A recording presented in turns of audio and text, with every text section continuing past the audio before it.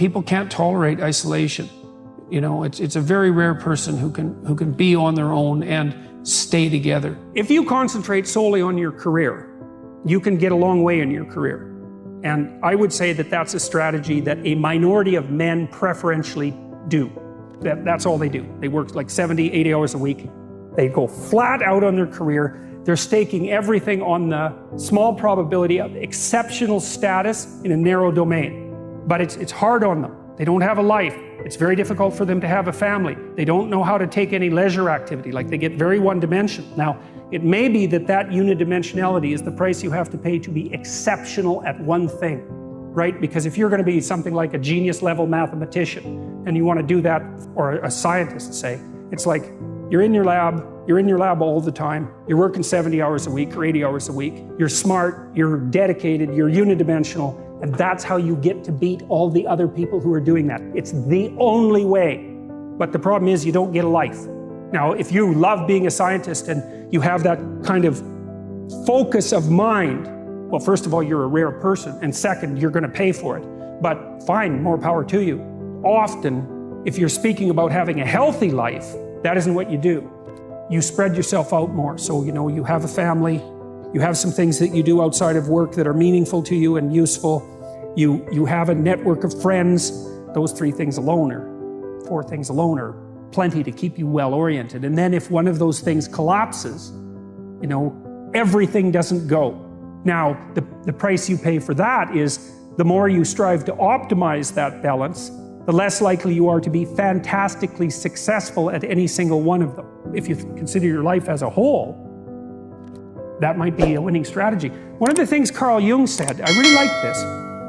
He thought that men went after perfection and women went after wholeness.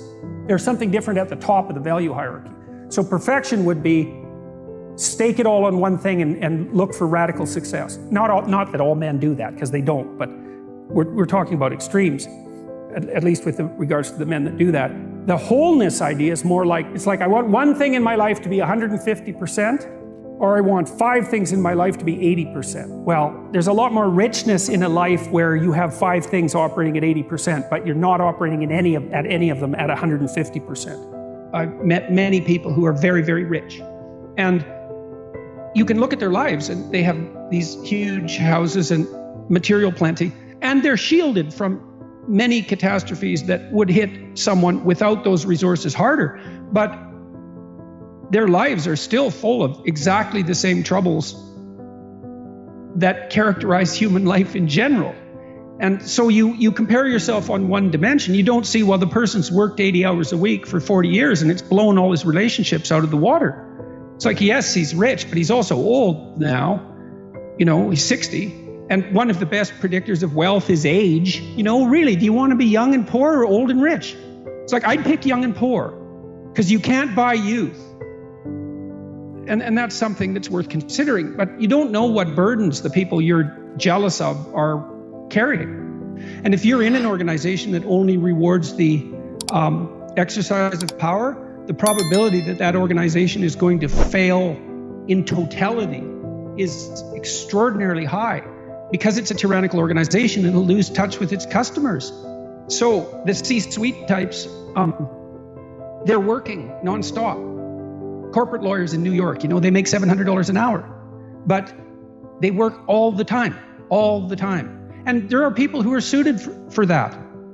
But it isn't obvious that that's for everyone, or that it should be, or that it's even desirable. Now, it's a temperamental issue to a large degree. You know, many of those people are hyper-conscientious. And so if they'll work, wherever you put them, what they would do is work. That's who they are. And it's biological as well. You know, you think that the people who run things are sitting at home smoking big cigars and like telling their minions what to do. It's like, that's like the 1920s millionaire that's on the cover of the Monopoly game. That's no sociological analysis. I know lots of people like that, and they work all the time, from the second they wake up till the second they go to sleep. And they don't just casually work. you know, because I know some of you go to the library for 6 hours and you say, well, I studied in the library for 6 hours. Like, no, you didn't. You studied for half an hour. You had coffee and you looked through Facebook and, you know, you went home and you said, well, I studied for 6 hours and you're happy about it. But you know bloody well you didn't. Partly because you can't. You know, I can only read for about 3.5 hours till I'm done. And I'm pretty good at it. So these people who are running things, there's corrupt people, obviously, but the vast majority of them, first, are self-made, and second, they're so bloody efficient and smart, you cannot believe it. And they work 80 hours a week. And most of them happen to be men. And why is that? Because there are a small number of insane men who will do nothing but work 80 hours a week. And no matter where you put them, if you put them in the middle of a forest with an axe, all they would do is run around chopping down trees. Well, you want to be an outstanding scientist. It's like, okay, really, that's what you want. Because that means that's what you do.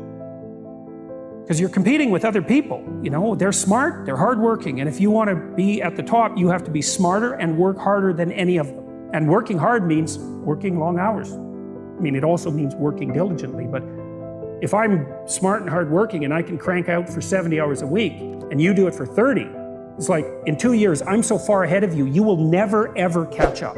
I've met lots of people who were, well, suicidal because of that, but also unwilling to take care of themselves, you know, because they were so guilty about who they were and their mode of being in the world that they just felt that they weren't worth the damn trouble. There is a spark of divinity within us, and it is possible that the fact that you have that spark of divinity with you also means that you have the capability to withstand that terrible vulnerability. It's an encouragement to assume, to act out the proposition that even if life is as difficult as it seems to be, and if you're as vulnerable and weak in a fundamental sense as you definitely are, and characterized by this terrible propensity for the infliction of voluntary suffering on yourself and others, and that destructive tendency, that there's still something within you that's so remarkable and so aligned with order and being in the proper manner that you can climb above that